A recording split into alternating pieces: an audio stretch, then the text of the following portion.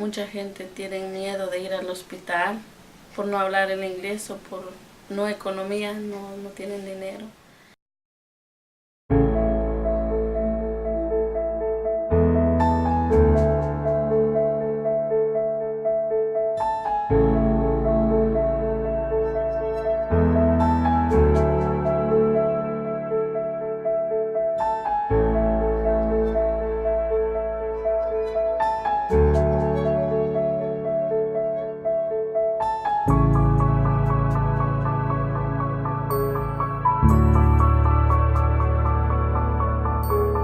Cincinnati may not be known as a city with a large Latino population, but a closer look reveals that our city is home to immigrants from all across Latin America. The city of Springdale, a suburb north of Cincinnati, has a strong immigrant community. Springdale also happens to be the community surrounding our clinical site at the Healing Center.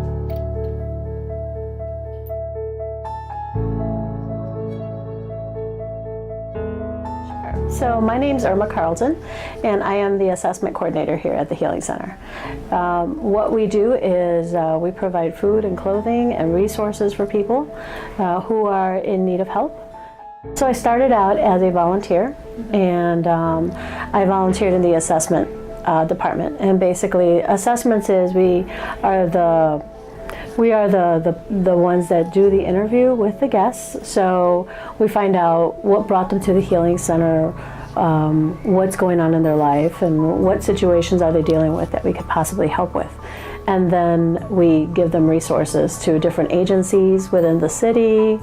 And it all depends on really what their needs are, but we try to let them walk out informed. When they leave with food, they leave with clothing. They also leave with a good understanding of the classes and all the work that happens at the Healing Center.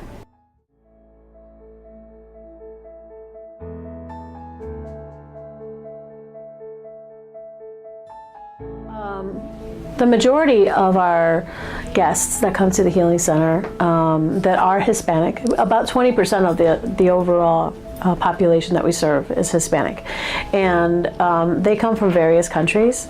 The majority of them in this particular area happen to come from Guatemala. We have some that come from Venezuela, Mexico, South America, various countries from there. But Guatemalans seem to be the largest population that we are seeing here. And a great majority of them are either undocumented or trying to go through the refugee status, or process, I should say. So they're usually either staying with family members. Now, if it's a situation where they don't have family here, but they know someone from the area, they usually come and stay with that person.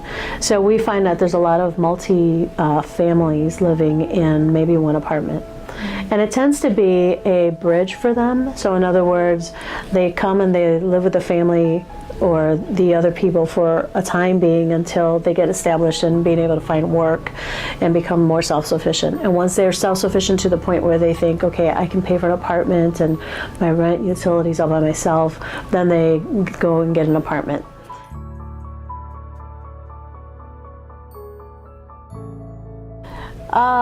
Well, if they are sick, they don't know where to go. So lots of times they've been told to go to a hospital, to the ER, and they feel like, well, I'm not sick enough to go to the ER, so they neglect their health.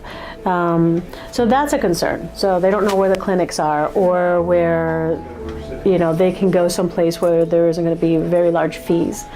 The other concern is sometimes if they already have a pre-existing condition that has to be maintained and seen, if they come in with diabetes or high blood pressure, that's a big concern. Children are a big concern as well, getting the correct vaccinations.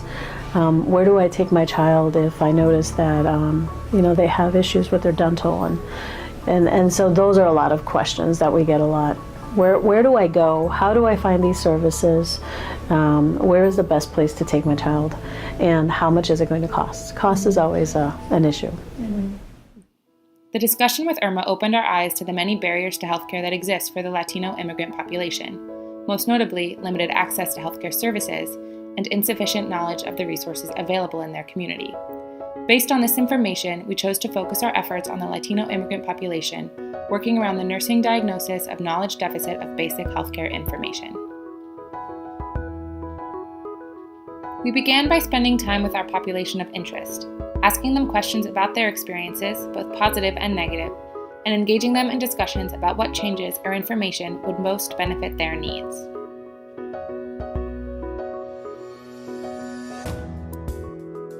Los servicios de salud aquí en Cincinnati, ¿cuáles servicios has utilizado? Primero sería saludar a ustedes, buenos días a cada uno de ustedes y gracias por la invitación que me invitaron esta mañana y yo doy gracias a ustedes que dan su servicio gratuitamente a nosotros de hispanos. Yo los agradezco porque mucha gente tiene miedo de ir al hospital por no hablar el inglés o por no economía, no tienen dinero. Y yo los agradezco por eso, sus apoyos por nosotros, sus tiempos, sin ganar un centavo. Un ejemplo por mí, yo hablo por la cirugía que yo tuve. Yo ya no quería ir a la clínica, no quería operarme, tenía miedo de la operación, pero yo encontré la clínica de Buen Samaritano, y ellos me dieron el apoyo, me apoyaron que tenía que hacer la cirugía y después de la cirugía yo me iba a sentir bien. Y ellos me dijeron que yo no me preocupaba para pagar, que ellos me iban a ayudar para pagar. Qué bien, qué bendición, ¿no? Y mucha gente pues, no tienen dinero, pues no van. O por no hablar inglés. Eso no van, pero hay que hablan en español y nos ayudan a interpretar y eso está bien. Eso está muy bien. Y usted que habla el inglés sí tiene que ayudarnos. Sí, exacto, sí. Es que se necesitan más enfermeras, más doctores que son bilingües, ¿no? Para ayudar. ¿Cuáles son los deseos, los sueños que usted tiene para la comunidad hispana aquí en Cincinnati en cuanto a los servicios de salud? Si usted pudiera hacer cualquier cosa para mejorar su situación, ¿qué le gustaría ver aquí para proveer mejores servicios a ellos? Si se pudiera tener una clínica aquí cerca por la Kemper Road, así, para ayudar a la gente. A veces otros no tienen raite cómo llegar hasta allá. Y Buen Samaritano me ayudó con raite, me mandaba taxi, como yo no podía manejar lejos. Y como estaba enferma y después de la operación no podía manejar, me mandaban taxi, me mandaban en taxi de nuevo. Y eso fue una bendición para mí. Me imagino, sí. Así que si hubiera más clínicas así, más cerca. Sería. Pero una ayuda para nosotros de hispanos aquí. Yes. Hi, my name's Alan and I'm a graduate student at Xavier and I'm doing some research about healthcare. From there, the real work began. We started by focusing our efforts on reaching out to local healthcare providers and clinics in order to identify the resources available for the Latino population. We specifically wanted to know whether health clinics offer translation services, care for uninsured clients, and what documentation was required upon arrival. Based on the information that we gathered from the community members, Irma, and the healthcare providers we contacted, we developed a class for the guests at the Healing Center that covered important primary care information and an extensive reference list of all of the healthcare providers able to meet the needs of the community, including primary care clinics, prenatal care, dental care, mental health services, vision, hearing, and services that will help pay for prescription medications. When the lesson plan was finalized and the date was set, we canvassed the surrounding neighborhoods to pass out flyers in both Spanish and English advertising our basic healthcare information and resources class.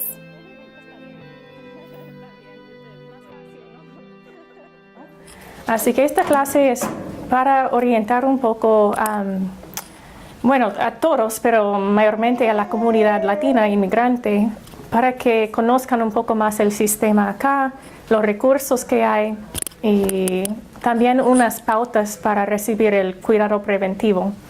Así que ya hemos platicado un poco sus experiencias y no sé, ¿qué quieren aprender de este curso? ¿Cuáles son sus expectativas? Conocer lugares donde podemos ir para buscar atención médica a bajo precio o tal vez con ayuda para pagar poco a poco si es muy caro.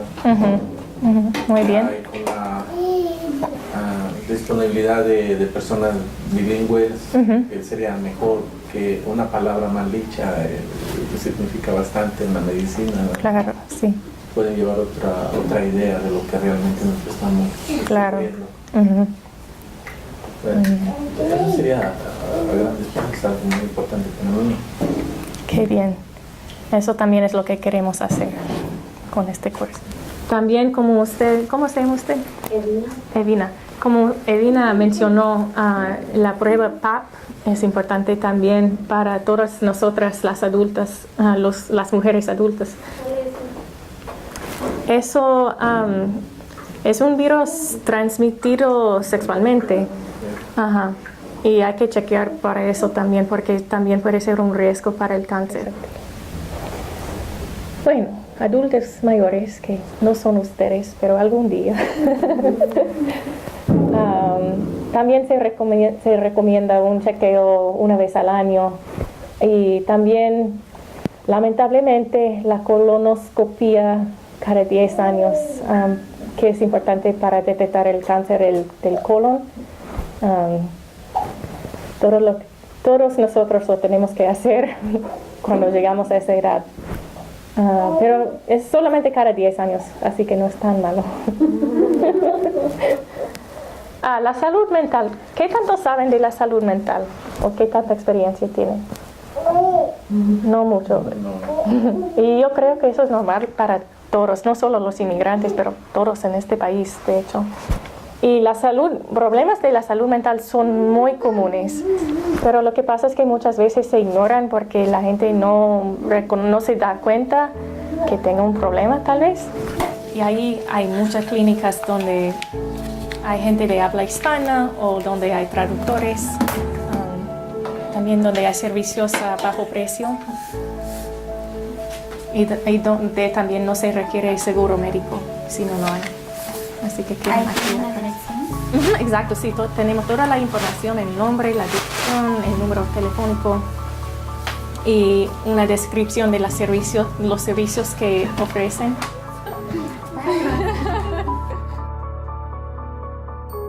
The individuals that attended our class were very receptive and engaged. The material presented prompted great discussion about specific issues they have had, past healthcare encounters, and hopes for the future. According to both the pre- and post-class surveys, the comprehensive list of services in the Cincinnati area was both the most highly anticipated and most appreciated aspect of our intervention. While turnout on the night of our class was small, we were able to create a resource that will continue to serve the Healing Center and community in an important way for a long time.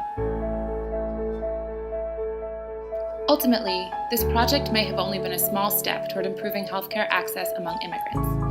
It may have only been a small step toward advocating for healthcare as a human right. But in a society where immigrants continue to be marginalized, we believe it was a step in the right direction.